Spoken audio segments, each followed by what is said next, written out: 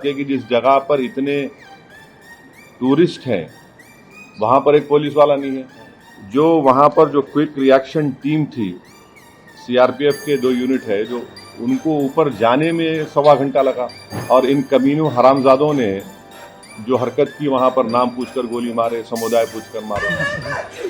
तो ये इसकी अकाउंटेबिलिटी तो होनी चाहिए। कश्मीर के पहलगाम में पर्यटकों पर हमला हुआ। अब इसको लेकर आतंकियों पर असदुद्दीन ओवैसी खूब भड़के हैं और उन्होंने क्या कुछ कहा है, उनकी पहली प्रतिक्रिया क्या है, इसके बारे में बात कर लेते हैं। उन्होंने कहा है कि कमीने कुत्ते निर्दोष लोगों को उनके नाम पूछकर, मजहब पूछकर मार रहे थे। हैदराबाद में पत्रकारों से बात करते हुए उन्होंने पहलगाम हमले को मानवता पर हमला बताया है और कहा है कि आतंकियों ने जानवर से भी बदतर व्यवहार किया। आतंकवाद की जड़ निकालनी होगी, इसे जड़ से खत्म करें। वहीं ऑल इंडिया मजलिस-ए-इत्तेहादुल मुस्लिमीन यानी AIMIM के प्रमुख असदुद्दीन ओवैसी ने सुरक्षा व्यवस्था को भी लेकर सवाल उठाए हुए और उन्हें क्या कुछ कहा है, पहले हम आपको सुना देते हैं। हमला हुआ है, मैं आप लोगों को याद दिलाना चाहूंगा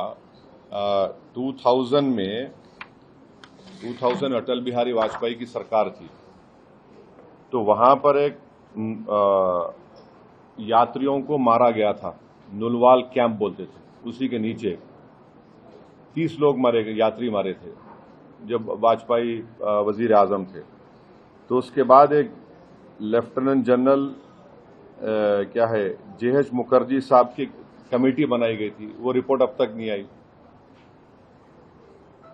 तो ये ऐसा नहीं है कि इन्होंने इस जगह का पहले इंतखाब किया। दूसरी बात यह कि जिस जगह पर इतने टूरिस्ट हैं वहां पर एक पुलिस वाला नहीं है, एक सीआरपीएफ का कैंप नहीं है, कोई सिक्योरिटी के लोग नहीं है। तीसरा यह है कि जो वहां पर जो क्विक रिएक्शन टीम थी, सीआरपीएफ के 2 यूनिट है, जो उनको ऊपर जाने में सवा घंटा लगा।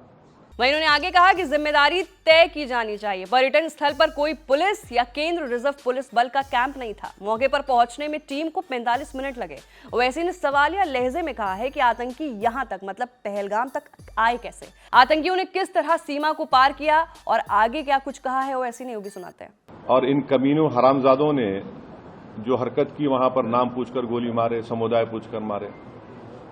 तो ये इसकी अकाउंटेबिलिटी तो होनी चाहिए। और यकीनन ये दहशतगर्द हमारे पड़ोसी मुल्क पाकिस्तान से आए, पाकिस्तान के ISI, पाकिस्तान के जो उनका एस्टेब्लिशमेंट है, उनकी पूरी ताईद और पूरी सपोर्ट उनको हासिल है। चौथी बात यह है कि ये बॉर्डर कैसा क्रॉस करके आए, कौन जिम्मेदार है इसका? अगर वो पहलगाम तक आ गए तो श्रीनगर तक भी पहुंच सकते। कितनी दूर है श्रीनगर वहां पे लोगों के लिए? तो ये यकीनन अकाउंटेबिलिटी फिक्स होनी चाहिए और इन जालिमों से, इन कमीनों से जिन 26 लोगों की जानें ली हैं, उनसे इंसाफ उसी वक्त होगा जब अकाउंटेबिलिटी भी फिक्स होगी और इन लोगों को कैफर किरदार तक पहुंचाएंगे, इन दहशतगर्दों को।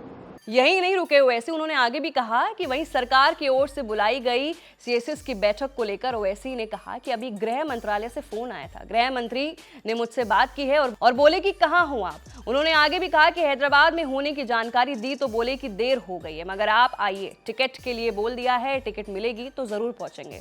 तो फिलहाल के लिए असदुद्दीन ओवैसी की पहली प्रतिक्रिया है और उन्होंने पहलगाम के हमले को लेकर बहुत कुछ बोला है। फिलहाल के लिए नीचे दिए गए कमेंट सेक्शन में अपनी राय जरूर रखिए। मैं थी आपके साथ वंशिका सिंह और आप देख रहे हैं ABP लाइव।